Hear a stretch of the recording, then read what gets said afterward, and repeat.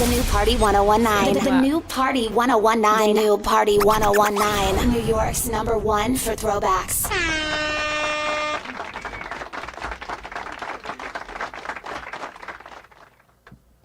Oh, I didn't know we were live. And we're live. We are live. Welcome to Outside the Booth, where we talk to DJs about their life and experiences. I go by the name of DJ Kamish, alongside the lovely BX. Hey now. And Mr. 212, DJ Knuckles. Oh, yeah, I'm here. We got thrown on. Rick just threw us on. Yeah, he just threw us on. Whee! No, I'm good. I'm here. What's up, y'all? What's good? Shout out to Rick. Yeah, he just threw us on there. So kind of threw me off a little bit, but it's all good. And we are here. We have a guest, right? Yeah, I think so. Guest. But before we get to our guest, can we please talk about the news that you just hit me with today with the Lakers? Okay, so I just got word. We was just sitting right here. Yeah. Just before we went on air, we just got word that the Bus family are selling the Lakers. Yes. To the majority owner of the Dodgers. Yes. Can you believe that? It said it's going to be valued at $7.1 billion. Yeah, that. Magic is in there somewhere. Magic is making his coins. And if Kobe was alive, he would have been there because he's a Laker guy and a Dodgers guy. Listen, $7.1 billion. Why would they sell, though? That's the crazy thing. I don't know, but I want to know. Bus family had him for a long time, man. They created They had it since 79.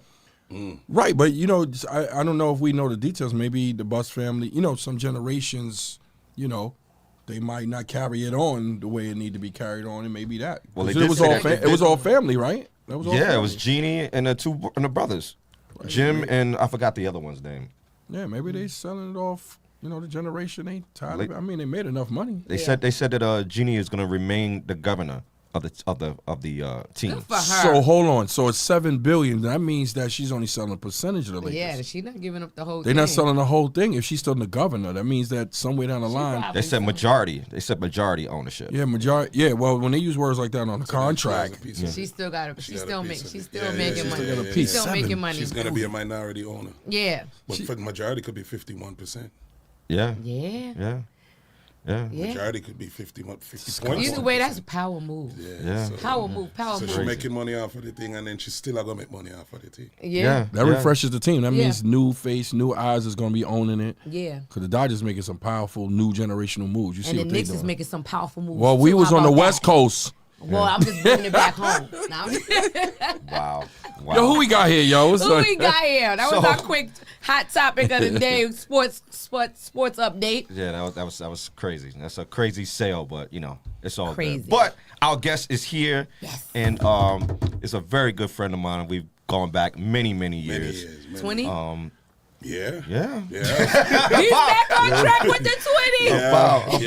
About a good 20 years too. Good 20 and good 20 years. 20 and mush. And right now you have we were just talking about platforms. You have the #1 reggae podcast. Yeah. In the world. Yes. In the world? I just thought it was wow. Yeah. That's awesome. Give him a drop a bomb for him. Yeah. That was in crazy. the world. Yeah. It's called. It's the name of your group. Reggaeboyz Sound podcast. Basically, I didn't. If I was smart enough, I would have made a name from before. It's giving something, but I just based it off of my sound. You know what I mean? So it's reggaeboysound.podomatic.com. So it's a very cool name. Unconventional. Well, it's just but they know where to find you. Yeah. The bottom line is you're #1 in the world, so it's not like it's that unconventional because they know where to find you. Yes. And so I'm definitely grateful for that blessing. You know what I mean? Yeah. So Mishigan of Reggaeboyz Sound is here. Yes. Thank you for having me.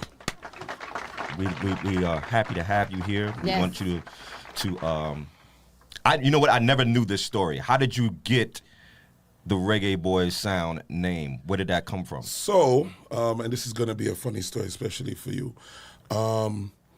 When I came up with the Reggaeboyz Sound name, it wasn't supposed to be a sound at all. Okay. It wasn't supposed to be a single group. So, back in that time, in the early 2000s, I saw some moves being made.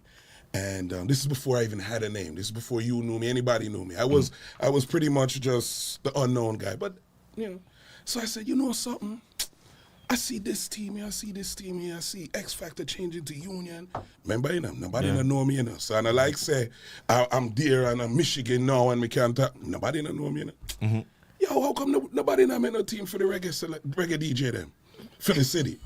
So I just decided to come up with Reggaeboyz, which was going to be, because to base off of the soccer team, the football team, we say football, but the soccer team. So I said, yeah, so I thought of this, walking down, I forgot where I was, but I remember I was outside walking and I said, yeah, I'm going to get this bridging.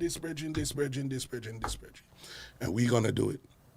Them time that, this was in the early days, so Legend was around, but Costner, I don't know if you remember Costner. Yeah. All right, so Costner was on Legend Sound at the time. Okay. Right. So he was on Legend Sound at the time, and they had just formed Icons. I don't know if you remember that. I remember Icons. All right, and so you know the time they were made. So it was about 2004. Them time. Then. So yeah, man, me just decided to me I gotta do this thing, and it's gonna work because you know. I want to do it. Why not? Right. And then I started with a group of friends that shout to Silk Essence and DJ Flawless, Reggie and them. We started out as the group, and me and Smiley though were the ones getting booked in the city. Okay. Because you know, Empire. Yep, Right. Right. So me and Smiley was the ones getting booked in the city because of Empire. So as things happen, you know, in that first year, we did a couple parties well in the city. So that's how the Reggaeboyz name got on the flyers. So we kind of, you know, me and the original crews kind of split off, and it was just me and Smiley. So you know, things was a little bit rocky them time there, and then phone rang again at the split. The phone rang again for me and Smiley. So we just continued with Reggaeboyz because I was trying to push the name to get the crew out. Right. Not really us. So then in 2005 now, that's when the team started as Reggaeboyz Sound. Okay. Because then it was just me and Smiley. And then little after that, me and when Kevin did the Icons thing, and then that kind of was thing. I said, yo, Kevin, come on. Because me and Kevin know each other from before he was on Legend Sound. So that's, I was like, Kevin, you know, come on, man. I just say, you know. Right, come back over. You know what I mean? So, wow. And he came in, and that's when the three of us was, you know, Reggaeboyz Sound. So that's how that happened. It was, you know, really. If I thought about making it a sound, I wouldn't have chose that name. What would you have chosen? Something bad manish, man. You know, you want something, you know, sound thing, rude boy thing. You know, that name is hot. Thank you. You know, I didn't. No, honestly, that joint is hot. I definitely didn't. Again, no plans for it to be a sound thing. Didn't expect it to get to where it did, but you know what I mean, it you know, God is good. It got bigger than, you know, anybody ever expected. But when did you think so you started doing parties in the city around 2003, 2004? So, all right. So that is a whole different story altogether now. So what happened was we were in Brooklyn, Bronx, and them thing there's just Mishigan and Smiley. Cause my cousin is Smiley in Michigan. So we was just playing parties. Every time I could con him into coming to play parties with me. Because he claimed he was retired. But he was the one, I started DJing following him. Right? So since he claimed he was retired, and then now me, I get my little name now. Oh, you are going to retire. So me used to just get you know, inveigle Smiley and get him into the party thing and thing like that. So what ended up happening was, a next set of friends of mine, we started a promotional company called OTT Entertainment. And it started where originally they brought the thing to us and said if we want to be a part of it or we want to DJ, but they started throwing parties in, I think it was called Fusion at the last time, but it used to be Demararas on 26th Street. I remember Demararas. All right, so it's Guyanese people that own the place. I remember Demararas. So we started throwing... That was down the street from the Shadow, right? Yes, same block as the Shadow. All right, boom. So we knew a couple people, you know what I mean? They knew a couple people, so we said, yo, why we not throwing a party? So we just said, we want to throw some parties. So that's how that started. So we were actually doing our own parties in Demerara. So that's where, but there was no Reggaeboyz them time there. So we were doing those parties in the city, same show, you know what I mean? Doing a couple parties with them. And that was before the whole time when Empire did their first or second Strictly the Best, which was down by the World Trade Center. I think it was called Remy Lounge or something like that. I can't remember. Yeah. But on that flyer, it's Mishigan and Smiley. It's not even Reggaeboyz. Oh, okay. Yeah, so that's how, you know what I mean? So it was before then. So that's how the whole thing started with us being in the city. But Gotcha. all the other parties we were booked for was outside because we didn't know nothing about the city. We know like how you guys were like Envy and them things. We don't know nothing about this place. You know what I mean? We just... So you just started doing DJing out of nowhere, or No. y'all were brought up doing that? DJing now, I started following my cousin Smiley. Yeah. So Smiley was the DJ before, and then I, of course, if you carrying records, and he had a sound, Black Panther sound, so I carry box, you know what I mean? We carrying speaker and them thing, the speaker wire, going there, them time, them me want play, but the man them don't want me play because, you know, Michigan move, man, you know what I mean? So me have to go and talk when nobody's there. I'm trying to mix and talk, and as soon as I mess up, nobody's there, you know, them still kick me off the sound. I have to wait for them. So, but, you know, I'm glad for that training, you know? Yeah, but you Right. were there, and you said one word that makes me and Commissioner understand what it is. You said crates. Yeah, man. Yeah. So you were there. Yeah, You man. was Yeah, there. man. Yeah, man. Me have to carry record, man. Me have to carry record and come from the record days. Yes, sir. You know what I Do mean? you miss it? The record days? Yeah. Yes and no. Yes and no. Carrying them records, No. but the everything that came with it, yeah. You know what I mean? Because like one thing with that era there, you know, you see the record shop. Yeah. The record shop told you who you was, you know. Yep. If you Yeah. a lot of people, there's a lot of people playing music that couldn't manage the record shop, you know. Yeah. So if you went into the record shop before you were somebody, you had to wait online. And I can tell you about Jamaican record shop. Them man, they no conscience, you know. So them man, they sit down and you want a record, you know. You have the record, you know. But commission somebody, and I'm not, commission get my record. If that's the last one, commission get it, you know. Oh. I mean, I get it, you know. I mean, can't do nothing about it. Me have to wait till next week. Because commission's going to get it pre-release. And he's the somebody. He's the somebody. He's the somebody. You know what I mean? So Yeah. record shop really put you in your place. Yeah, I forgot about that. You had to earn yours. You had to For earn your real. place. You had to earn That's your like the place. Rock and Soul Yeah. days, Commissioner. Same thing. Walking you there, had they to, got the envelope on the side. yeah, Listen. you had to earn your place. Shout out So- to DJ Will and No doubt. Ruby Rube. Like, if it wasn't for them, Ruben. Oh, my God. yeah, I remember Ruben. If it wasn't for them, I would have been a nobody. See? You know what I mean? You know what I mean? So anybody who was going to record shops understand that whole hierarchy, you know. I remember being in the back of the line till when me walk in, me have my box put on for me behind the thing already before me reach it. Yo, Michigan, I hear set them over there. Say, all right, cool. Me can go in a certain place and play my record. Me can go behind the counter, VP, original record, them place. Big Right. up to Barry U, big up to Superpower, all them record shop where me used to go. Big up to International Records and Utica Yep, and Linden. Yeah, man, the dread over there. So, yeah. So, before you go in there, but when nobody don't know you, brother. And you're so right with that because your image talked. Because back then, the stores was getting the records directly from the labels. Like the course, labels was literally walking in there with boxes to give it to them, and they would get a list and be like, "Oh, snap! Okay, so Michigan, Knuckles, Commish. Okay, yo, make sure they get my joints." Then that was it. And then when you come in there and there's a bunch of people sitting there holding the bag, and you like, Right. The and man they go, just- hey, Yeah, man, come through. Yeah, I remember getting records sold in front of me. And you And then needed I it. remember a man say, I'm gonna play a record, and I look up, and him look at me, you know. I say, yeah, man. I walk away, and me get the record, and the man don't get it. It was just part of the, Right. that's the journey. You earned you your know? stripes. Yeah, I You mean, earned your and stripes. that's so, it's different now. A man just come Yeah. up to you, yo, let me get music off your hard drive, and then they just, all of a sudden, they have music, you know what I mean? So, that part with the record thing, I really miss that. I miss the pre-release thing. You know what I mean? I still get some pre-releases, but, you know, it's too easy for everybody to get now. Right. You know what I mean? So, I'm just copy, paste, and copy, and you're gone. You know what I mean? But exactly. pre-release thing, you have certain record.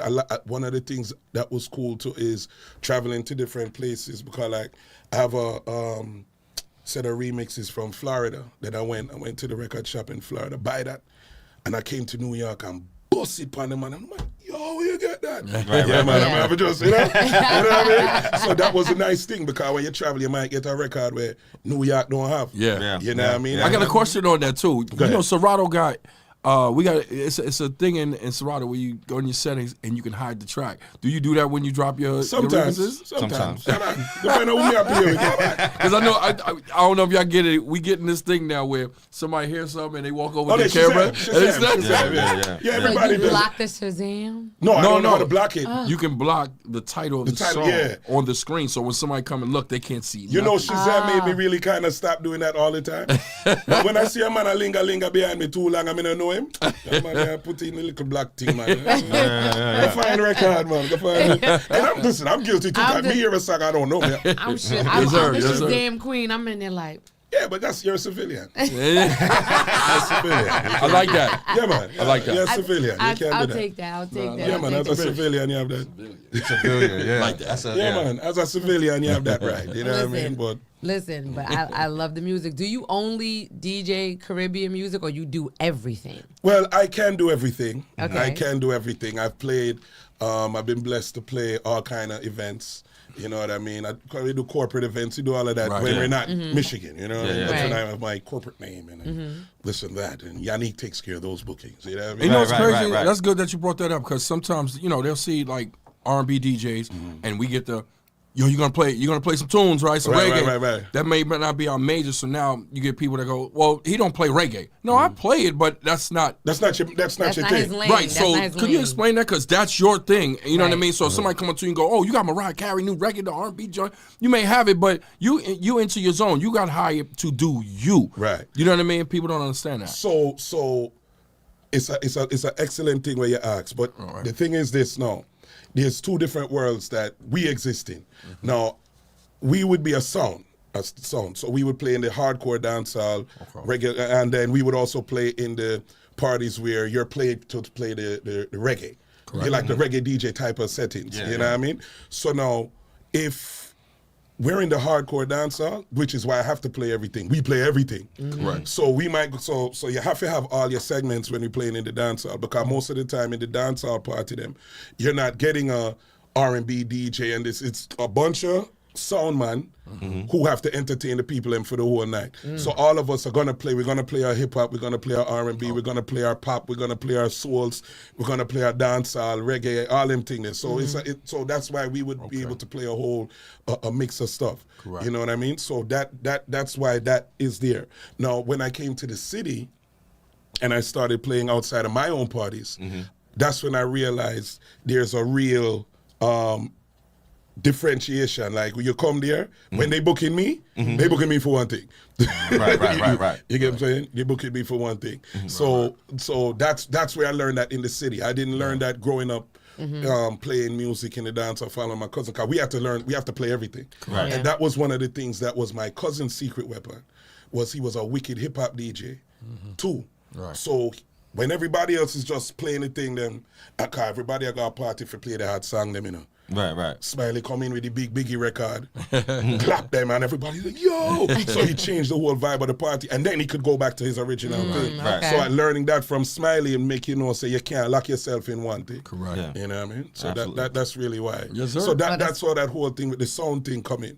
It's kind of different from a reggae DJ. Yeah. You know what I mean? A reggae DJ really just plays reggae and a little bit of thing. But you do it all. Well, we have to, because it's a sound thing. Yeah. You know what I mean? Right. So we're going to get back with you in more. No problem. We're going to come back real quick. It's your girl BX, DJ Knuckles, DJ Kamish, here with Mishigan from the Reggaeboyz Sound. Yes, RBZ. Yes, RBZ. RBZ. With RBZ. We'll be right back. It's outside the booth, y'all. That is it.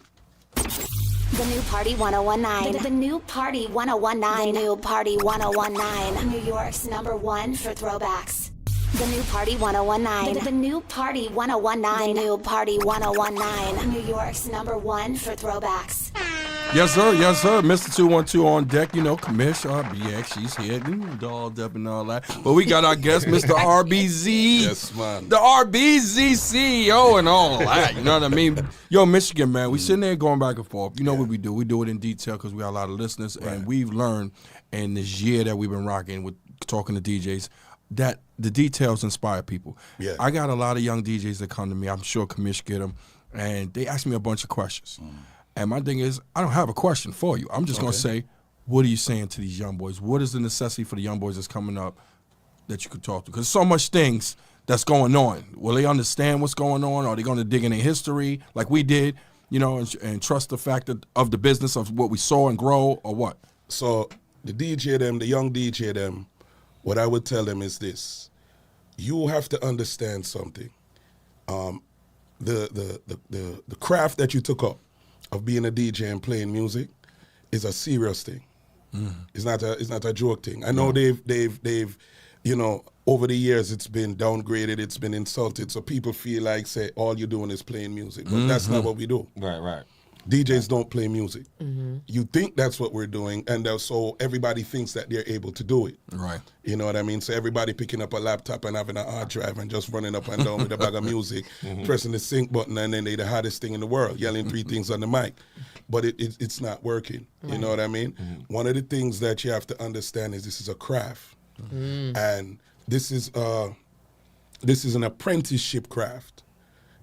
We can't tell you what you have to do. This is something you have to sit down and learn. And you learn that from the older DJs, the same way we learned it. When the DJs were being were intersecting, right? So you have the older and the younger DJs that were intersecting. There were certain intangibles that were passed on from one generation to the next one that they were able to keep going. Absolutely. One of the things that you see now is, and this is no disrespect to none of the young youth then, is that those intangibles haven't been passed on. So they're playing music thinking that that's what they're supposed to do.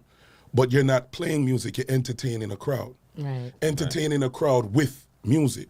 Yeah. It's a completely different thing that you're doing when you understand that. Right. You see what I'm saying? So, and everybody has a thing. So now one of the things that you find with the youth them is everybody wants to be kind of like a mashup. They want to be the reggae, soca, hip hop, R&B, trap thing DJ because they think that that's what's going to get them booked. But it's the specialty people them that always work. You have the general practitioner and you have the brain surgeon. You understand? Who drive the Ferrari? The brain surgeon, right? Right. So it's like when you said you are an R&B guy, that's your thing. People know, people need to have an identity for you when you're playing music. Now, you should know how to play everything for just in case. You should be able to dibble and dabble in everything. However, you should have an identity for yourself. And that's one of the things, a lot of things you're missing too.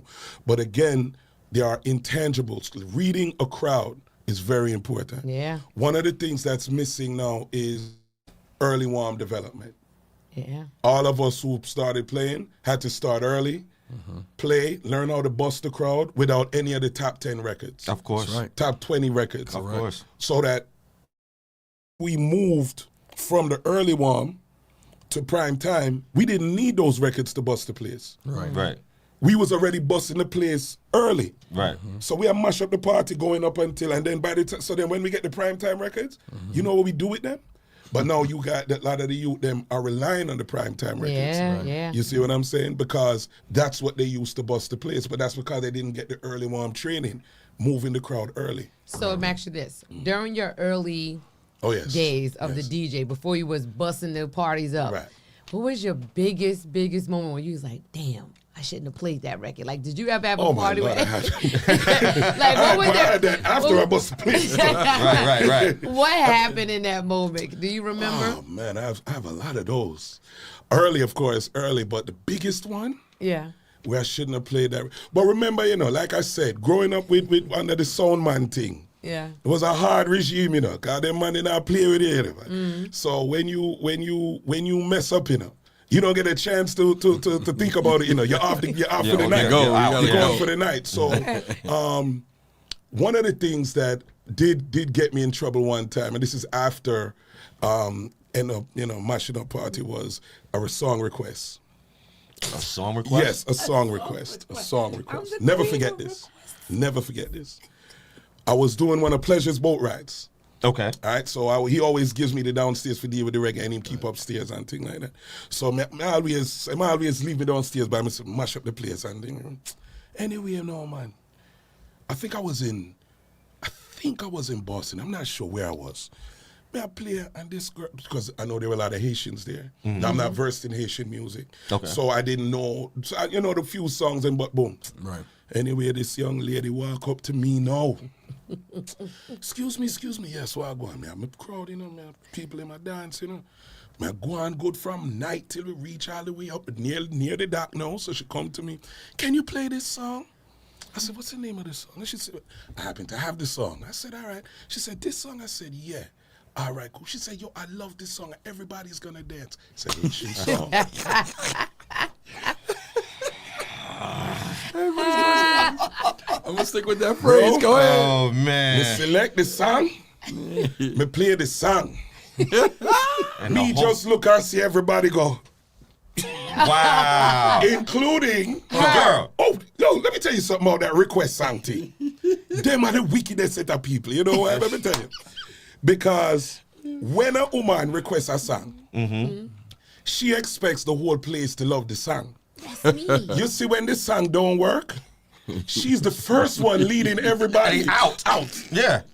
Yeah. The only thing that's... You do that, don't you? No, I don't. I stay there. I party by my damn self. Remember back in the day with... She be the only one dancing on the floor. I'm the only one dancing on the floor. I don't Who should I request this song? Yeah, the girl left. Yo, me vex. The only thing that was my redeeming quality was we was heading back to the pier. Dock. Okay. Yeah, so it So was the done. system started to turn on? Yeah, so I was already, I already mashed up the place. Yeah, right. So if that did happen early, no, something with that wrong, man. But I'd already mashed up the place.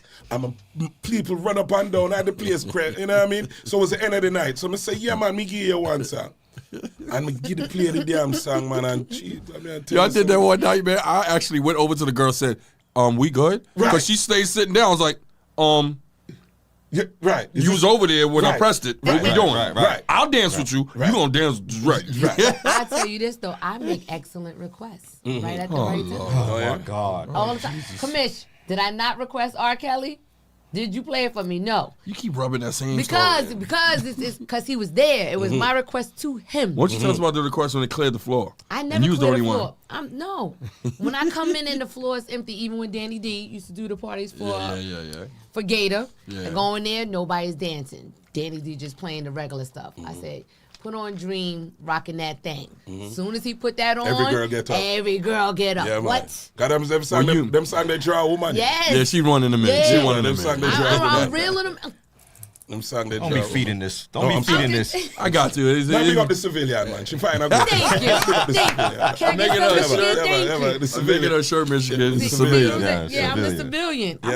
Give me that shirt. Yeah. With Michigan's logo on it. I want your face on it. Not a problem. He called me the civilian. Civilian. I'm the civilian. What was the party that you said, all right, this is it. This is for us. For Reggaeboyz? Yeah.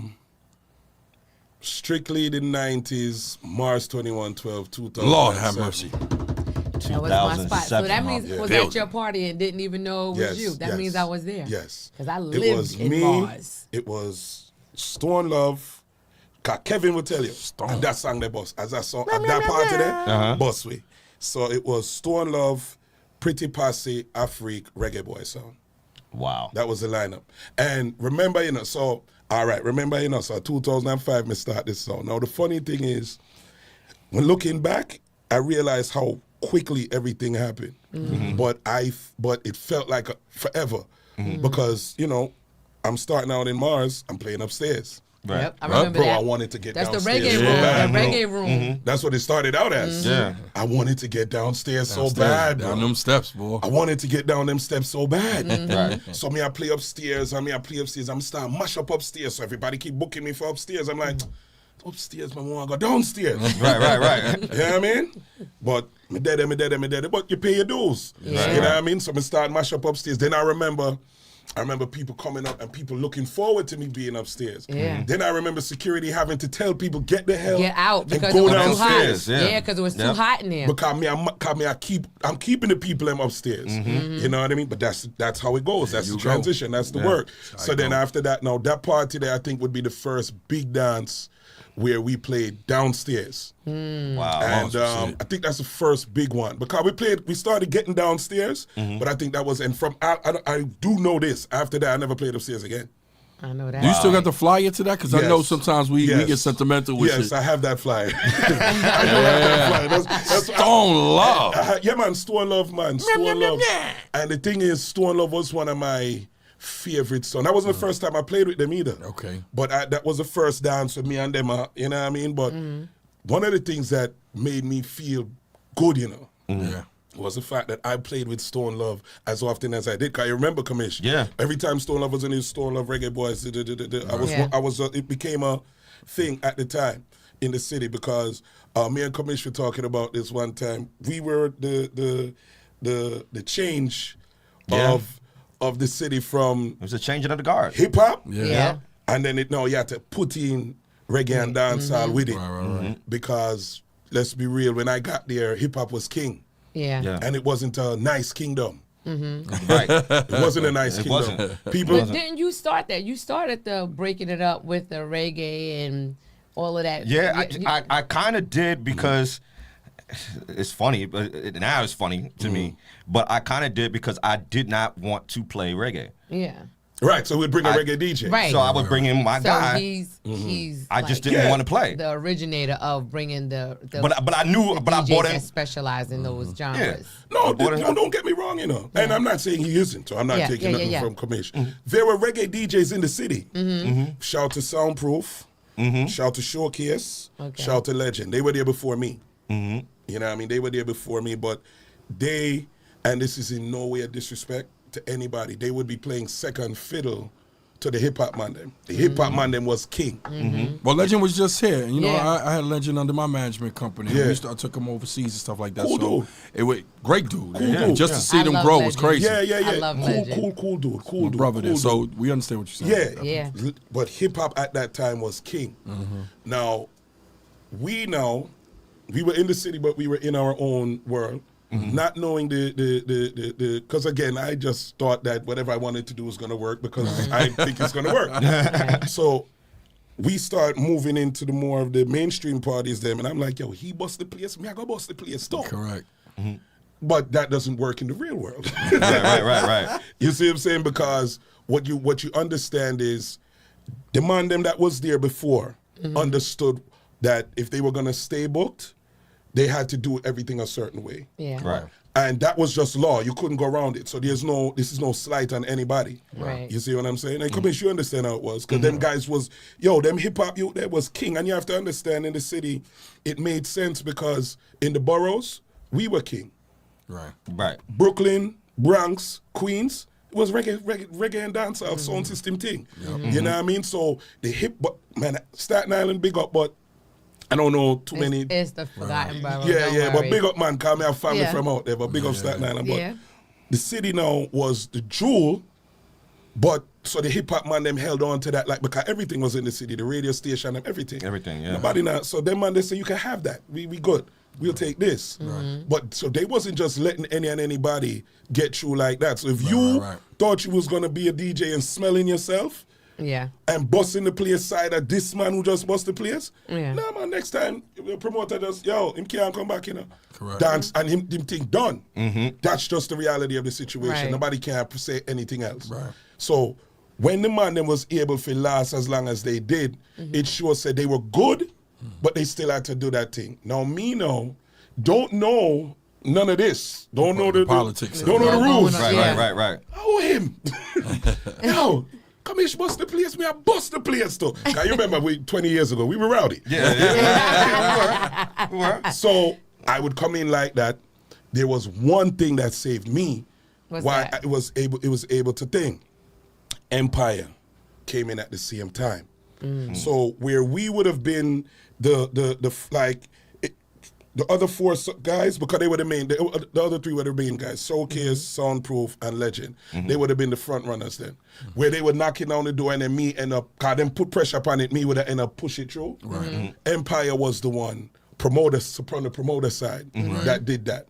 So I kept on getting on their dates, and their dates were They were getting bigger. They were getting bigger and bigger, so they were keeping me on front street. So what ended up happening was the reggae thing started getting so big because of the vibes that we are push that the man them said them have to start get other DJs. But we also got, suffered for it a little bit too. We can talk about that on the other side. So we're going to take another break, but when we come back, I really want to get into, your hardest time when you were coming into the DJ game, and then how did you come out of that?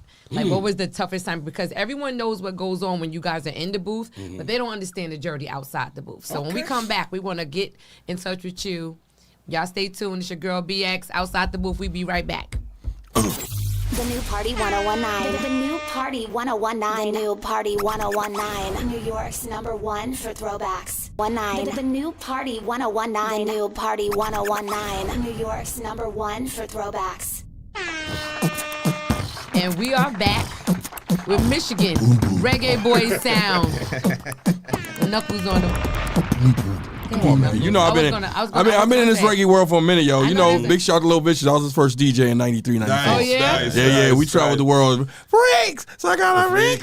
Hey, that was a song and a He told me the pepper seed and all that. That was a big song record. is timeless. Yeah, that was a moment. Timeless. That was a moment. That was definitely. Well, next up on that timeless sheet, RBCs. Yes. the #1 reggae station in the world. Podcast. Excuse me. Podcast. #1 reggae podcast Thank in you. the world. Let's talk about it for a second too. When did you start that? So I started that back in 2009, and again, like most other things that I did, I just tried a thing. Shout to Wayne Ski from IMS. Yes. Shout out to Wayne Ski. Shout out to Wayne Ski. Yeah. He's the second person I heard say that word. I didn't know what a podcast was. Okay. And the first person I heard say it was my boy DJ Flawless. He was like, yo, podcast. I was like, what that? No. I was not really technically thing. And Wayne Ski was like, yo, podcast. And he kept on talking about it. So I said, you know what, let me try it. And I think he had one, and it was on Podomatic. So I went to Podomatic and started it. And then I just started uploading stuff that I was doing live. Right. That's how it started. So And that's dope. And I just kept on basically uploading, whether I would record a party, do a mix, or if I was doing a mix for a radio show, I would just upload it. And I just kept on putting it up there. And it was just there. And all I did, honestly speaking, was just keep putting stuff there. Nothing else. I didn't promote it.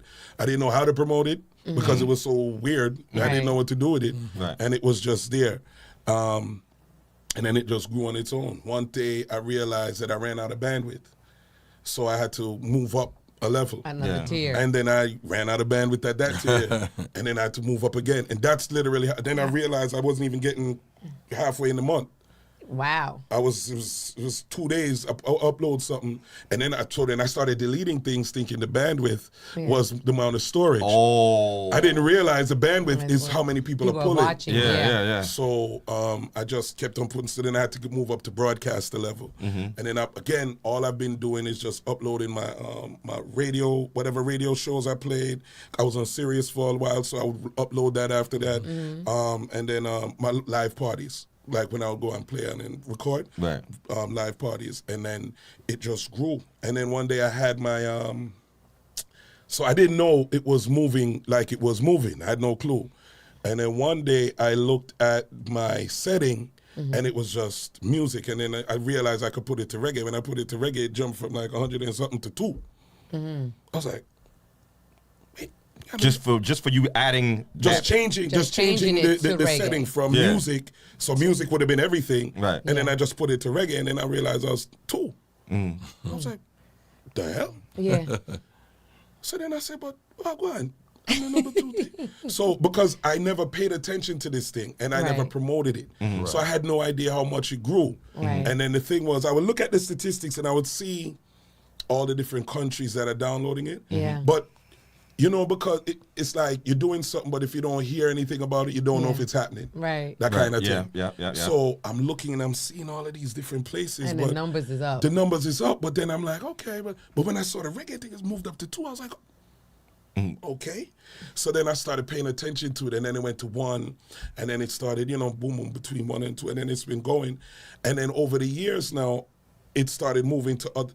I didn't realize that because of how high it went, it started getting attention from other things. So a whole heap of other platforms started picking up. Yeah. When Amazon started their podcasting, they emailed me asking if they could put up my podcast. Yeah. So it would have been the top, whatever, 10 or 15 podcasts in every category. Yeah, they That's want a what partnership they did. with you. Right. So then they put mine up there. So I was like, Amazon is emailing me? Okay. Yeah, I mean, cool. You know what I mean? But, and then because of how high it is, that's how I'm realizing that there are actually stats that people take on it. So there's a couple websites that put, when you go top 50 podcasts for Reggaeboyz is number one on a bunch of them. Wow. You know what I mean? And these are podcasts globally. That's awesome. Then there's a site that does podcasts, global things. And if your podcast isn't past a certain level, it doesn't even factor you in. Okay. I'm in the 1.5 percentile of podcasts globally. That's crazy. You know what that is, man?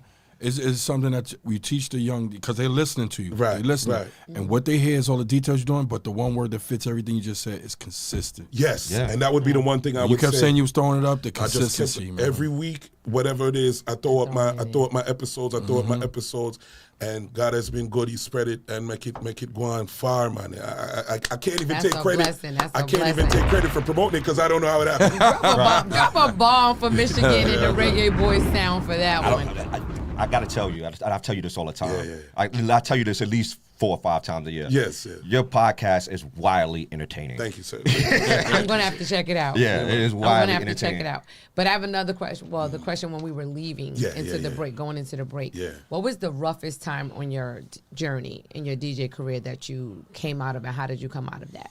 Like, what was the toughest trials? The roughest time that I will say wasn't coming in per se. It was after the city. Okay. So the city years were a certain amount of time, and without going into any details, there was a little bit of a, shift. Kamish can tell you, know what I mean? He was in rooms, and all of a sudden, every time my name came up, it was like, nah. So, right? So when that actually went full throttle, and I was basically kind of moved out. Blacklisted a little bit. Yes, a little bit. That was a rough time because at first I didn't realize it. So I'm sitting there saying, well, what? You know what I mean? And then every time I get, because, you used to, as a DJ, you play a party one time, you mash up the party, you're supposed to get a call back. Correct. Yeah. Me, I mash up one, and it's one and done. Every one and done. You know what I mean? So I'm sitting there and I'm like, oh, what go on? And I started making it a joke, but it was very frustrating. And it was frustrating for me, Smiley, and Kevin at the time. You know what I mean? Because we were trying to figure out what happened. We didn't know that these things were put in place. So we had to basically just start over, and all of our stuff was there. It's like, you're starting from there. Everything you have is in the city. But what then ended up happening was Minneapolis. The Minneapolis years. So Okay. So I'm getting 1 and 2 parties here and there, but for where we were at the time, it's like, the levels, because we were doing our thing, Correct. You know what I mean? We're playing all the big parties. The city was the main place at the time. Mars was the big reggae club. You know what I mean? When Mars closed down, we went to BB King. So we're doing all of the main big stages, the main platforms and everything like that. Weekly, my name is on the radio, Hot 97 and 105. Everybody I call, I'm big up Michigan, baby. So it's like your thing, Yeah. And then all of a sudden, done. Dead air. So it's like, all right, cool. So we have to try to figure out how we move on from there. So I got to big up Baby Wayne Movement, very instrumental in my in that time, because we started doing stuff with him in Brooklyn. You know what I mean? Stereo Fish from LP was the one who linked us up with him. Okay. Right? So and then we started doing stuff, and we started truckling. And then so it was basically, we went to the city and then came back to the ground. You know what I mean? So, but then it was again, it's a little frustrating because you was just there, and now you're over here. You know what I mean? So, and then what happened was Minneapolis. So, I went to Minneapolis in 2010 and played one time. And the girl loved me and everything like that. And they were planning on bringing me back. I don't know if you remember when Obama was in office and he had the government shut down. Yes. I remember that. I didn't realize that these things affect people because we're from New York. Right? It mashed up Minneapolis. Right? So I'm like, okay. So that whole thing kind of dead out. Okay. A few years later, one of the people that was at that party called me, African promoter. Minneapolis opened my eyes to a whole bunch of stuff. So then he had a monthly party called Reggae Night, and it was in Princess Club, the First Avenue. Mm-hmm. Yeah, really? Yeah. Okay. It was in Princess Club. So he was doing this thing, big sizable promoter out there. So he wanted to bring me out there. At that time, me can't tell you this, nothing like it seemed like forever, but it was probably 2 months when me not getting a date. I mean, never see the next date I come. Wow. You know what I mean? So I was just like, yeah, man, me come out there. Mm-hmm. Right. And when I went out there, it was a whole new world for me now, because I was out there and it was a whole different crowd, and it was that Minneapolis thing again. My hindsight is much better than my foresight, because I was able to see what it did for me there. That was in 2013. I ended up going out there every year until COVID. Wow. And I was doing it about at least 5 times a year. That's awesome. I was like, when yeah. So we were there, and I went out there, and I had to learn how to play for a completely different crowd, because they love reggae, but they don't like Jamaican style of juggling. This is what I hear. They want to hear the record. They want to hear the record. The whole record. Well, not necessarily the whole record, but what they don't want is, yo, I tell you, they don't want none of that. They don't want that. Oh, okay. They don't want the MCing. They just want you to play the record. Commission can tell you, that's my thing. I'm an MC. Right. You know what I mean? So the whole thing was, I had to go down there and relearn a whole different thing. Because, and then the thing was, that promoter, me not a big name like that to him, so he's only giving me one playing ticket. Right. So it's me one coming down there. And me I play from start to finish. No warm-up DJ, no nothing. Me I play from start 5 hours, to finish. 5, 6 hours. That's it. Wow. So it's me from 9 to 2, because that's when them thing they done. Right? Boom. So I had to learn how to do that, balance that. I had to learn how to play for them, but still play like myself. You know what I mean? And then you're playing because, again, up until then, playing in a few places, but most of the places were Jamaica heavy. This place was Jamaican music in a place that the main culture is African. Okay. You see what I'm saying? Yeah. I did not know so many Africans was in Minneapolis or in the Midwest. You just taught me Listen something. to me, man. You're looking for an African? Midwest. All right. I mean, I got to show you this. You see the brother from I'm the Captain Now? I'm the Captain Now from the movie. With Tom Hanks, and they kidnapped his boat. Oh, Phillips. Oh, okay. Captain Phillips. Yes. Yeah. He's from Minneapolis. Get out of here. No, when we look upon him, I say, I bet him come from Minneapolis. And it's like Ethiopia. Yeah, Somalia. Yeah, Somalian. Somalians. Wow. So I was... Yes, they got their own county out there. It's huge. Yeah. It's huge. So That's the population out there is huge. So I got to see that thing firsthand. And the other thing that was great about Minneapolis was, which nobody could have factored in, was Afrobeats. So when I went there now, I had to learn real Afrobeat. So I did have my 1 and 2 song, because I heard there was Africans there. But again, Zantu. All right, so I'm over there now, and me I say, yo, it's whole heap of African here. So then what I used to do is get the African song them from there and learn how to play it from there. But so I caught on to the Afrobeat wave early before it reached the East Coast. Right. Oh, okay. You see what I'm saying? So that was perfect, which also fed my podcast, because every time I put up my music, it was new music for us. It was new for us, but that's so dope. it would go on the podcast. So I'm playing all this African music, because I have a big following in Africa now. Yeah. You see what I'm saying? Because I was playing all the current African songs. Right. Funny thing, when I went out there the first or the second time, I remember the promoter, big up Josiah, him said to me, you know, one thing I hate, because me, I line up my song them, You know what I hate? I hate when DJs come over here and play African Queen. It's so cliche. I was like, point taken. Don't play that record. I was, because I'm African Queen, because African did it. Right. The man said, that's so cliche.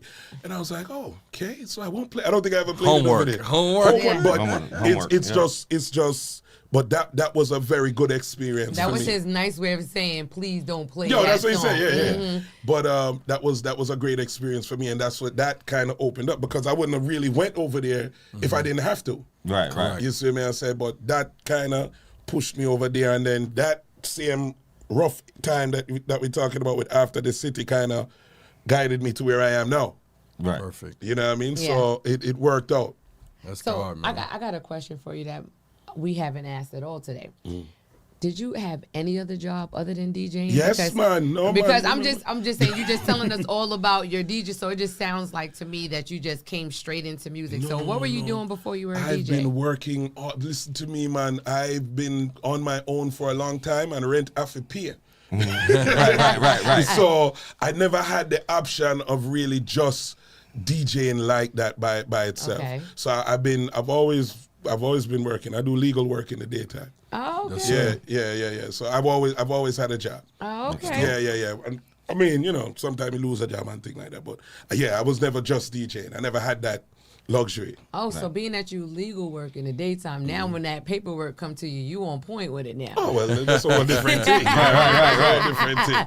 Well, we're going to take a break, and then we're going to come back and close out with the one and only Mishigan of the Reggaeboyz Sound. It's your girl BX, DJ Kamish, DJ Knuckles, be outside the booth. We'll be right back.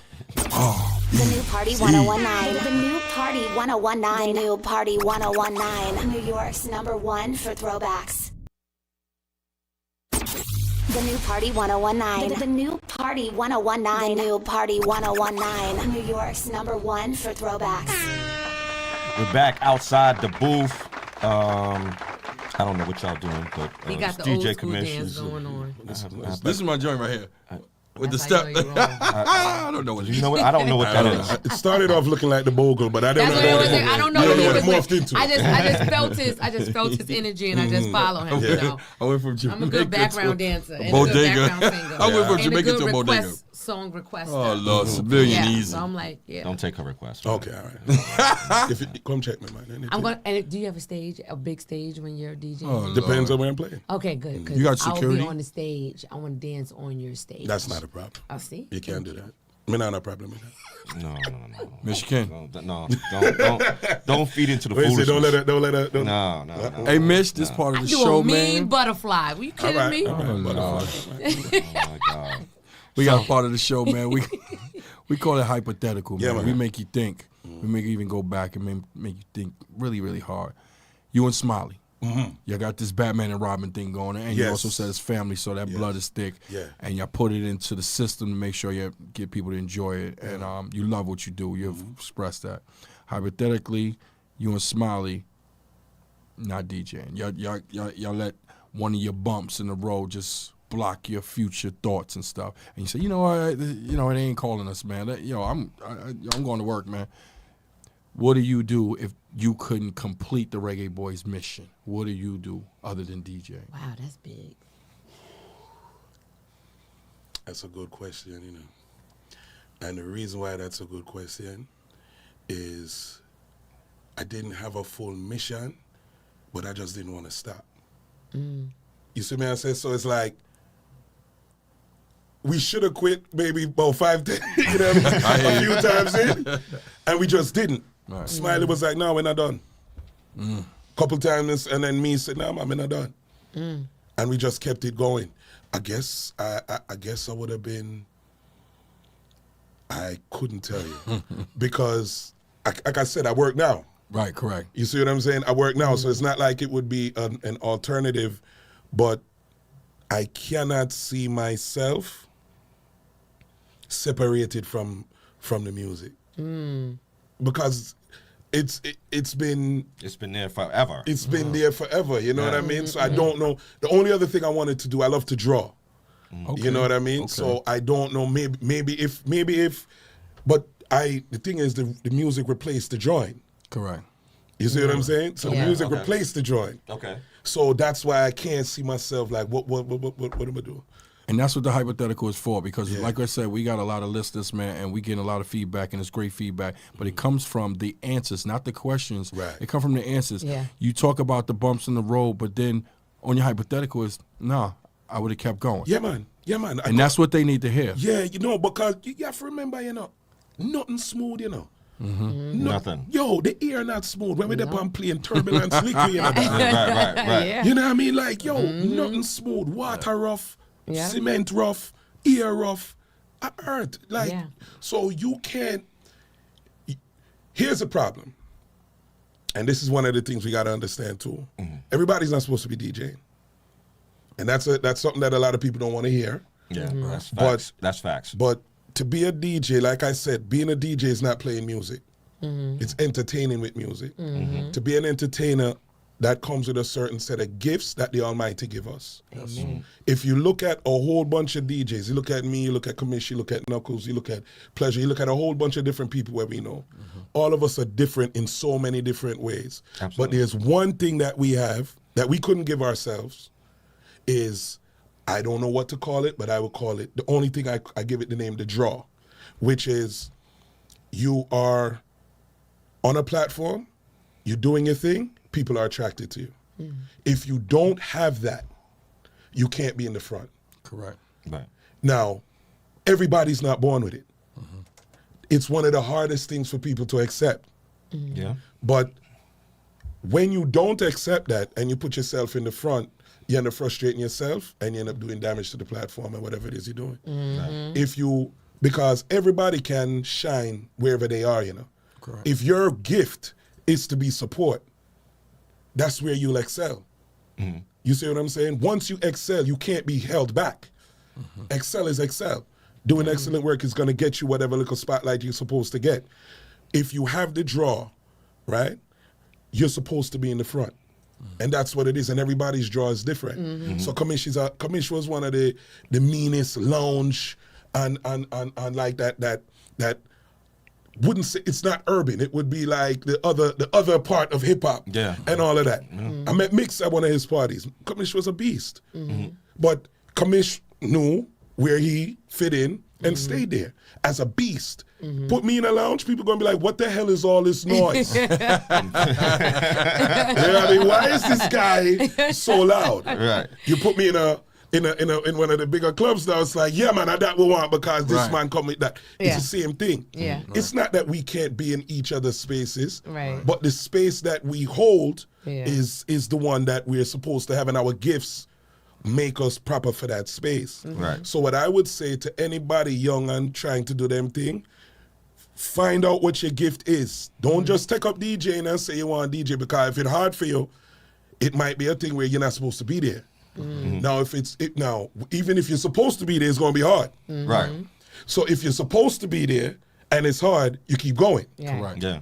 But my whole thing is know your gifts, because a lot of time people have it, especially nowadays, that if it's difficult, it's not supposed to be there. Or if you run into a thing, or it's not supposed to be. Or if people say, yo, really, I know you that, you know, you're hating. It's not, it's criticism. Right. You know what I mean? Because there's a lot of people that started out DJing and they're not here. Absolutely. A lot of them. Absolutely. We know that. Lord have Yeah. mercy. Whole heap. Yeah. And it's because a lot of them didn't. And some people have the draw, but they didn't have the discipline. Didn't have the determination. Or the luck just never flying them way, because a lot of it is favor, you know. You able to do what you do, and you're able to do what you. Yo, Kamish, I met you 20-something years ago. We're still here right now. You are on your platform talking to me about what we were doing 20 years ago, and I can talk about my platform, and I'm on the radio now, something that I never thought I'd be doing. Right. You see what I'm saying? So it's like, who Find can your gift, like you said. Yeah, who can determine that it's gonna work that way? Right. You understand? So you just have to do your thing. And the other thing is you gotta be outside. Yeah. And before we go, we always ask everybody, what advice would you give a young Mishigan up and coming? Record. Really? Yes. I thought about it with everything that happened, Kamish. And I thought about it, and I always said, no, man, I wouldn't work with this one. I would do everything the exact same, except for one thing. I would have recorded every party I played, right? Because in my lane, remember the parties and the dances and the seat, that was one of the things that promoted us. Yeah. So what I would have done was, you see all them Stone Love dance, all them big dance I were playing, I would have recorded them, I would have made a CD, and I would have went to all of the CD man and say, yo, you want a new Stone Love dance? You want to know this dance? Take it. By the time we were finished with the amount of parties that we played at that time, I would have been certified to everybody in the network, because it would have gotten everything out in the network. And that would have been able to maybe offset the thing, because even if you chop me out the city, it don't matter. I have everybody outside the network knows me now. Mm-hmm. So that's the one. I would have did everything else to say. Are you recording now? That's why I got the podcast. Yeah. Okay. Yeah. Even all your parties still to this day. To this day, I'm going to be recording tonight, but that's what's been feeding my podcast, and then the podcast become number one based off of me just playing parties and recording. So it tell you that something was always there. Yeah, you know what I mean. So now but the network is gone now. So. But that's the one thing. No. The cassette man network and all that. That's gone. So that's thing. Yeah. But that's why But that's the one advice I would give. I would have did it. I would have played the same party, them same promoter, them same club, them same everything. But I would have documented it. That's it. Well, y'all heard it here first. Y'all outside the booth with Mishigan. Thank you. A round of applause for Mishigan Reggaeboyz. Real quick, you're playing tonight. Yeah. Where are you playing? Drink Lounge in Brooklyn. Retro Reggae. With Shelter Culture, Shelter Pleasure. We're going to be doing a retro reggae party.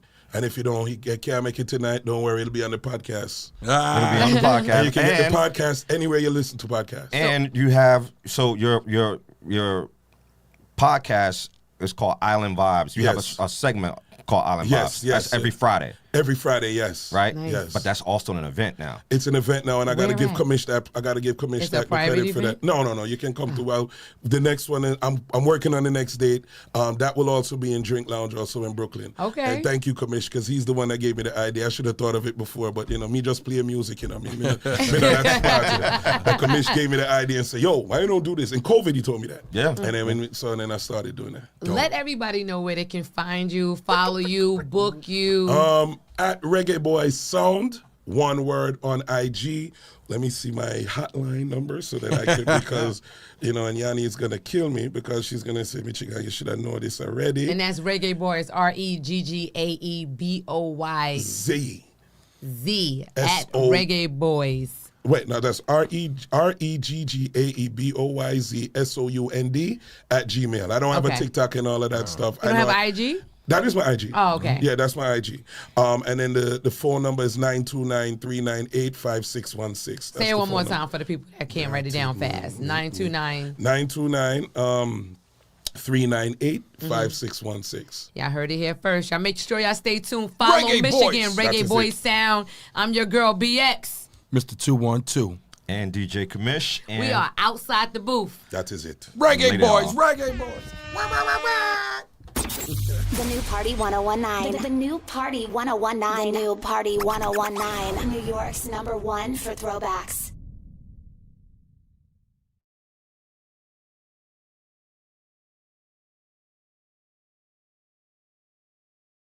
Now, flower.